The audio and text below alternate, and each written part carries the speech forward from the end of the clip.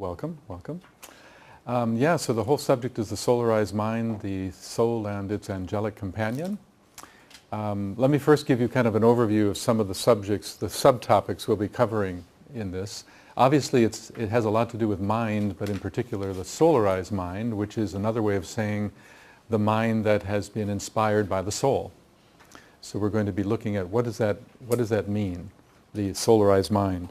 We're going to be exploring the nature of the solar angel, which is said to be an angelic life that overshadows each of us. Each of us have this angelic life that not only is with us, but is actually in a strong way is supporting the development of your higher consciousness, and has been with you for 18 million years, give or take a couple. Been around a while. So we'll look at that in a very deep way. We're going to look at the causal body. The causal body is the structure deep inside each of us that holds our higher consciousness. It's found in the higher mental plane. We're going to take a look at that and its relationship to the solar angel that is overshadowing you at this moment. We'll be also looking at analysis of the petals of the lotus. I want to get into a little bit deeper understanding of what does each of these petals represent. We're going to look at the solar logos as well. The solar logos is the entity that ensouls the whole solar system, of which you and I are, as I mentioned last night, you and I are cells of consciousness within its beingness. And there's an intimate relationship between the solar logos and the solar angel. So we'll take a look at that as well. Then if we have enough time, we'll see, I want to get into the question of sun worship and understand that from a deeper perspective. And if my history is any indicator of the future, I suspect there will be the unexpected tangent or two along the way. All right? So feel free to ask questions. I think I'll start without questions, then I'll open it up for you to ask questions. So let's get into this. Let's start by just looking at, the subject of mind itself. What is mind, What is mind? And from the esoteric point of view, the mind can be broken down into in many ways. From a certain perspective, we could say that the mind is, there's three parts to the mind, the human mind. There's what is called the concrete mind, which is the analytical mind. That's the mind that sees factually, that is attentive to detail. Then the second level would be the so-called abstract mind, or higher minds, let's say abstract mind. And that's the mind that sees broad patterns, broad principles.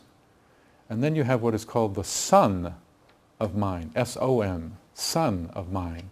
And that's a title given to, in old times, in ancient times, to the mind of the soul itself. The sun of mind is another way of saying the mind of your higher consciousness. And it's the sun of mind that is the thing that carries from one incarnation to the next incarnation to the next incarnation. It is a great source of wisdom. It holds your wisdom. It holds your wisdom. So in other words, the lower mind is factual and concrete. The higher mind is abstract and theoretical. And the sun of mind, which is the solarized mind, is earned wisdom. Earned wisdom. But there's so many interesting things to say about the mind. One of the things that's important to realize is that there's a difference between the mind and the content of mind. A lot of times people muddle that up. There's, the Tibetan in the Alice Bailey writings has a great definition for mind. He says, mind is the organizing principle. The organizing principle. It's the process inside where things are manipulated and moved to create thoughts, to create feelings, to create interpretation of sensation.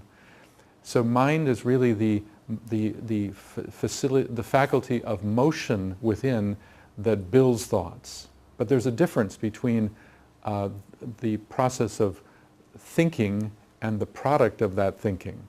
So content of mind is different than mind itself. It's an important distinction. And actually there's three things to distinguish. There's, let me just write it down here, and there's the thinker, there's thinking, and then there's a thought.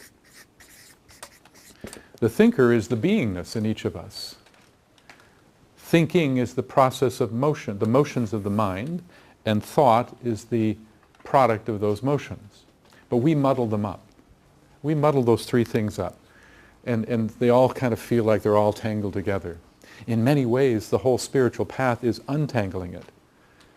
Starting to slowly pull away from the process so that the thinker can be discerned from the process of thinking and the product of those processes. Do you follow that? You get that?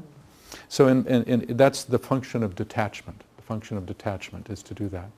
So mind can be viewed in the way that we've been talking about it. Another way to understand mind is in a higher sense. There's individual mind, there's group mind, and there's universal mind. So we have another way of dividing mind. And when we think of individual mind, that's more the basis of personality. It's the mind nature of the lower self. When we think of group mind, we're thinking the soul's mind. The soul, your soul is very attentive to the consciousness of a larger group that it's a participant in. We'll get into that. And then there's the so-called universal mind. That's the mind of the greater life that we are all a part of. One could say it's the mind of God or the mind of the Logos. That's also part of it. So again, mind can be differentiated in many ways. But when we talk about the solarized mind, that's really unique because we're looking at the consciousness of your causal body. Now I want you to get used to that term causal body because it really is central to this workshop. It's the causal body is found on the mental plane, higher mental plane, and it represents three things. It holds three things for you in terms of your spiritual life. The first is this, that the causal body is the structure inside you and I that holds the wisdom that has been garnered over thousands of lives. For thousands of lives, we have each been incarnate, we have experiences, we struggle to learn through those experiences, and all of those experiences are then translated and integrated into this thing called the causal body as wisdom. Wisdom is, you might say it's earned. You've earned it through the crucible of many, many incarnations. So much of what we call your soul's consciousness is actually earned consciousness. You've earned it through the struggles of many incarnations. And now it's built into the fabric of the deeper part of you, into the causal body as wisdom. And it's that wisdom that moves from one incarnation to the next into the next. So that's one factor or feature of the causal body that I want you to be aware of. Another is that the causal body is the place inside you where you sense a deep, abiding love. The kind of love that transcends the personal, as I mentioned last night. It's the kind of love that recognizes larger wholes. The love of humanity, the love of service, the love of the one life, the recognition of yourself in another. It's that kind of love that the causal body innately holds. That's a quality in your vehicle, your higher consciousness that is built into the fabric of the causal body itself. The causal body is by nature Christ-like in the nature of its substance. When people say, for instance, the Christ in you, what are they really saying? They're talking about that's a reference to your own causal body. Your own causal body is the Christ in you. It's naturally sensitive to the Christ principle, and that's innately in the substance of the causal body itself. And the third point, the third idea that is, or I should say influence in the causal body that shapes your future and shapes your multi-incarnational journey is the solar angel itself, which is what so much of this is about. The solar angel is an angelic life that has a direct relationship to that causal body. And it is, at times, the thing that is trying to inspire your causal body with a new type of wisdom that is beyond what you earned, beyond the wisdom you've garnered over thousands of lives. There are those times, you know. There are those times when something happens, some insight comes that seems transcendent to anything you've ever learned. It's beyond you and your experience. That's often a gift from the solar angel that's trying to implant a seed of intuition in you that can move you forward. Sometimes people, for instance, you've heard the expression that everybody has a guardian angel. You've heard that? The guardian angel? Well, what is the guardian angel as understood here? The guardian angel is understood as the protective aspect of the solar angel. The solar angel is much more than a protector, but one of the factors of it has a protective element of it. So when people say, I sense my guardian angel, they're really sensing the protective aspects of their solar angel. Get that? Follow that? Okay. Now, what I'm going to do is we're going to take a look at what a lot of definitions of what the solarized mind is, and I'm going to talk about each of them. And you have a handout that I think is in your packet that you want to look at on this. Let me just do it one more time here. There we go. There we go. Okay. So let's take a look at this. The solarized mind, and I'm wondering if this light do we need the light for the video or, okay. So can you see that okay? Yeah. Your kids, okay. The solarized mind is sensitive to the heart of the sun. Okay, so let's talk about that. In this philosophy, it's understood that the sun is more than just this object in the sky. As I said last night, the sun is a living agency. The sun is, in a way, deity. You and I are atoms of consciousness within the sun, within the solar logos. And there are three parts to the sun that we're going to get into later. There's the physical sun that you see, and that corresponds to your personality nature. The physical sun has a lot to do with giving vitality and animation to your lower nature. But then there's something called the heart of the sun. The heart of the sun is a reference to the soul nature of the sun. And it's not in physical form. It's its own causal body. It's its own higher nature. Remember, the sun is an entity now. And then there's something beyond that called the central spiritual sun. And that has a lot to do with what might be called the monadic nature of the sun, or the spirit nature of the sun. But your soul has an intimate relationship with the heart of the sun, the soul nature of the sun. So that's what that's a reference to. Let's take a look at the next one. The solarized mind represents the consciousness of the soul or the causal body, which I mentioned already. Okay? Number 3. It is the buddhi manasic experience of consciousness. Now, I don't know if you're familiar with those terms. Buddhi is, in Hinduism, buddhi is pure intuition, and manasic, or manas, is the word for mind. Your causal body is very much an instrument inside that's designed to bring mind and intuition together. You know, in Hinduism, it is said that the whole evolution of human consciousness is to move into buddhi-manas, that is to say, move into your causal body, the instrument that can blend intuition and mind together, and to move away from what is called kama-manas. Kama in Hinduism, or in Sanskrit, means desire. Desire mind, kama-manas, is the consciousness of the masses. Desire mind. The idea is that through your evolutionary processes and your development, you move from kama-manas to buddhi-manas, and it's the causal body that supports you in that idea of being both intuitive and mind-oriented at the same time. Brings the two together. Okay? All right. The solarized mind it holistically perceives reality. So when you look out in the world, when you have those moments where you look out and you see that things that seem separate are not so separate, when you sense that there's real deep interconnections between things, it's a more holistic view. You start seeing in larger wholes.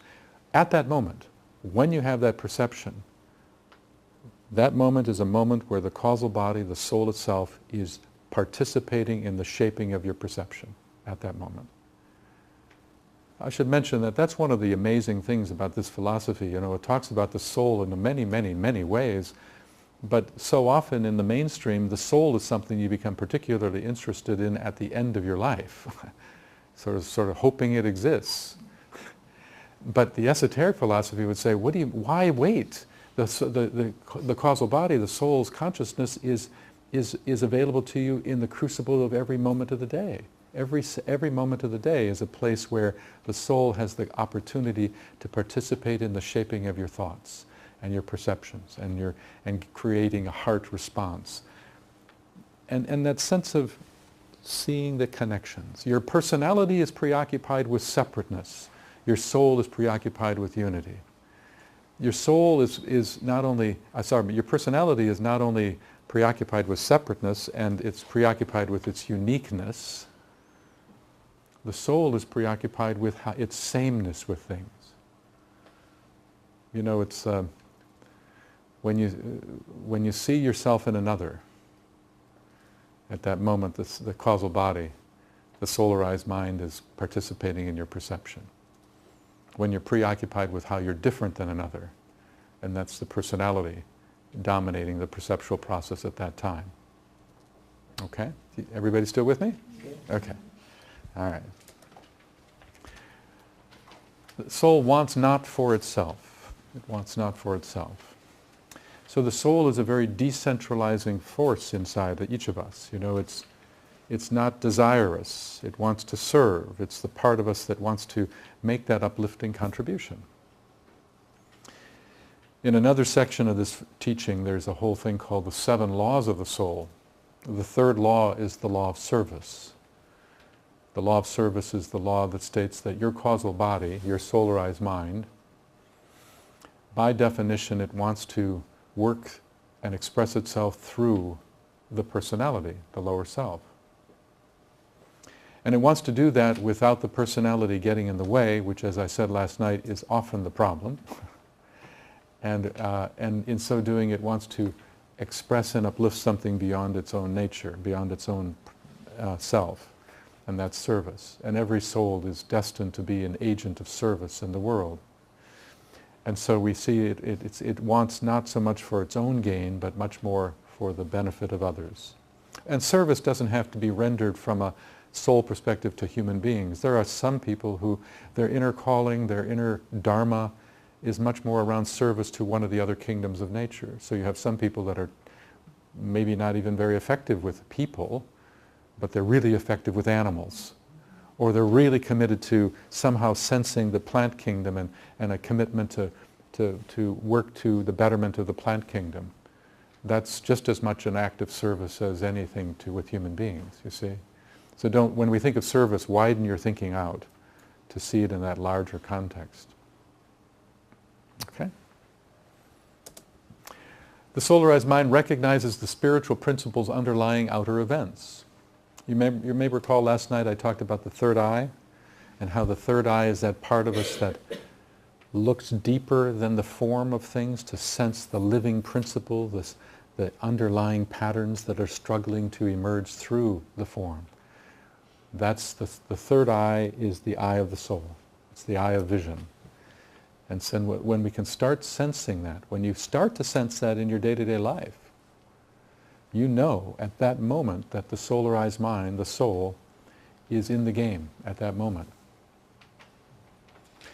And by the way, throughout this whole conversation today, I'm going to be talking about the soul as something for you to discover, and all of us to discover and live more. But the truth is, from another perspective, it is you.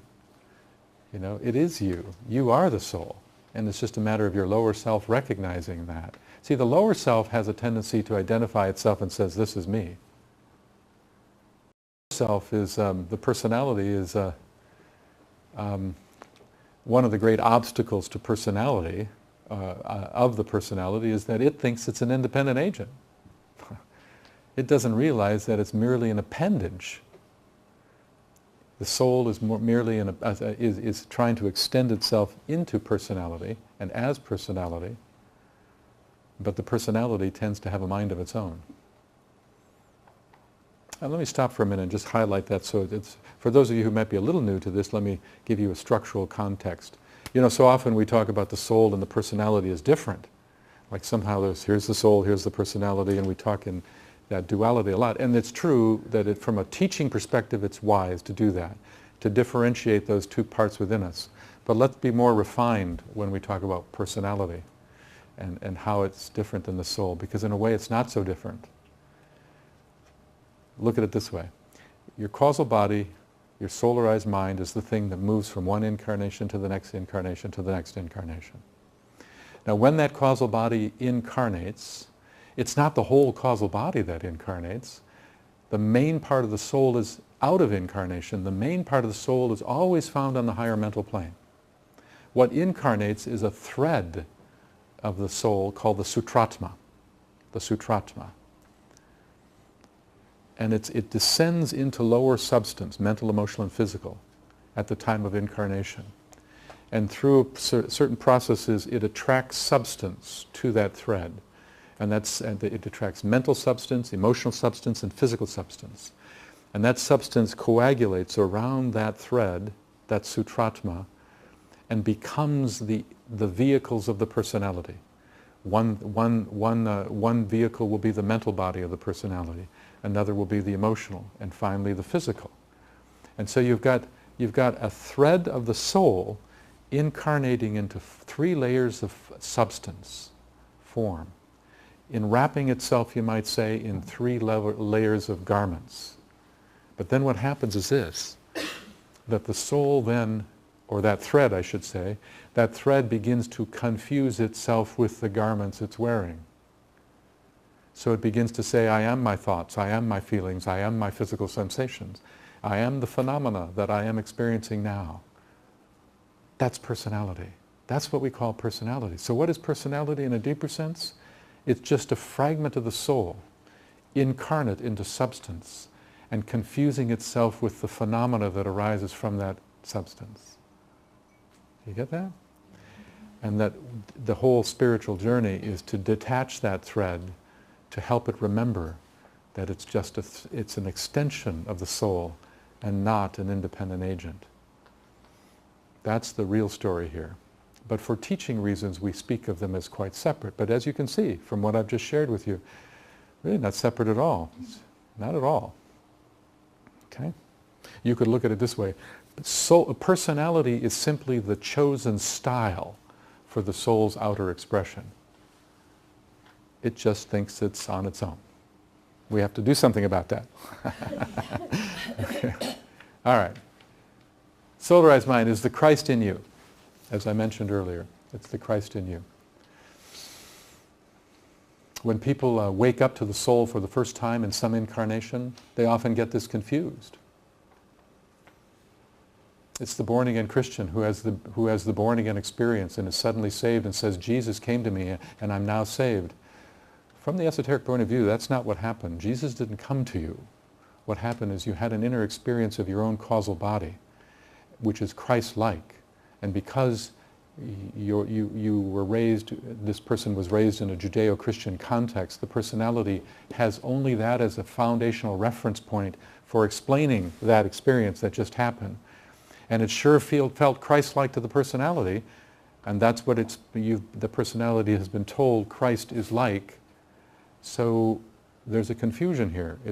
You're not really discovering Jesus, you're discovering the Christ in you, because remember that causal body holds the quality of the Christ principle naturally in the fabric of the substance that it is made up of. And we're going to talk about that substance in a bit.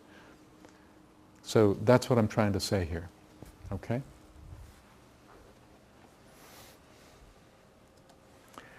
Eight, that tends to be focused on the needs of others and the larger whole. And I've already mentioned that. Okay?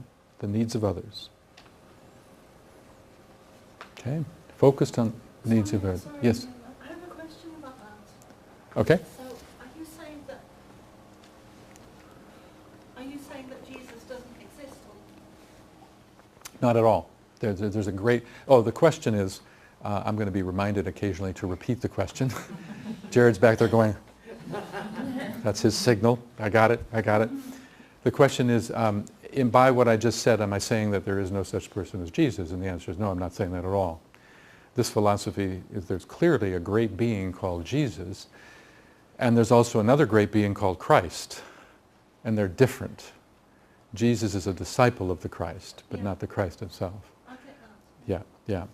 But what I'm saying is that often what people call their awakening and their being saved is actually not of Jesus. It's actually of the Christ in them for the first time being discovered. But in no way am I saying that there's no Jesus. Jesus today is a 6th degree initiate and oversees the whole 6th ray ashram. So are you saying that Jesus is part of us and also separate? No. No, I'm not saying that. I'm saying that your causal body is a natural recipient of the Christ principle, which is universal. Huge. The Christ principle is cosmic in scope. It is the principle of love and wisdom and unity found in all things throughout all of creation. The Christ is a high-level being that holds that Christ principle higher than any of us. The Master Jesus is a disciple of the Christ, and you and I have an instrument inside us that's also receptive to that. You have another question, it looks like. For someone who would have an out-of-body experience with Jesus, are you saying that that's the causal body? Okay, so she's asking if somebody has an out-of-body experience with Jesus, is that the causal body? The answer is maybe, maybe not. That's a different story. Okay. When you talk about an out-of-body experience, that's a different story than what I'm talking about. Okay? But it could be. It could very well be. Some people have what they think is an encounter with Jesus is an actual encounter with their own higher nature. And that's so interesting because so often, that's what a lot of channeling is. Not all channeling, but a lot of it. People think that another master is speaking to them, when in fact what's really going on is a higher part of their causal body is unfolding for the first time. And it because it's foreign and profoundly wise, it's interpreted by the lower self as an entity outside oneself. It's actually an aspect of your own higher nature that's being realized for the first time. But having said that, there are such things as another being touching you, although very rare, but that can happen. Too often, what we think is an external entity is a denial of our own realization of a higher part of ourselves that is coming alive for the first time. It's amazing how often people want to deny their own divinity. It's truly amazing. I do another workshop. It's called You Are the Divinity You Seek. You are the divinity you seek. You are God incarnate. You are a God in the making. You are a Christ in the making. Each one of us is a Christ in the making. So the first bias should be that when something happens to you of a deep spiritual nature, the first bias should be, I've just discovered another aspect of my higher nature. That should be the default setting, rather than an external source. Not to say an external source is impossible. There are examples where that is true. But realize you are a divinity in the making. Okay? Does that make sense to everybody? Okay? Okay? Okay, where am I here? Number 8. Let's go to number 9. The solarized mind represents earned wisdom plus Christ-like love plus solar angelic intelligence. I mentioned that earlier. Remember I said there are 3 things that the causal body holds for you. The wisdom that you have earned over thousands of lives. Secondly, Christ-like love, meaning that causal body is made up of Christ vibration. It's sensitive to the Christ principle.